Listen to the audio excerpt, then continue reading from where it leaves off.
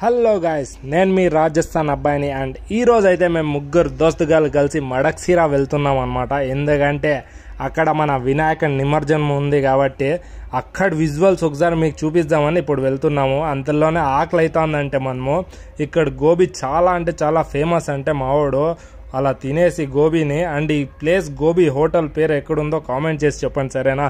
దాని తర్వాత మేమైతే రబ్డీ తిని నెక్స్ట్ ఇంకా విజువల్స్ చూసేద్దామా.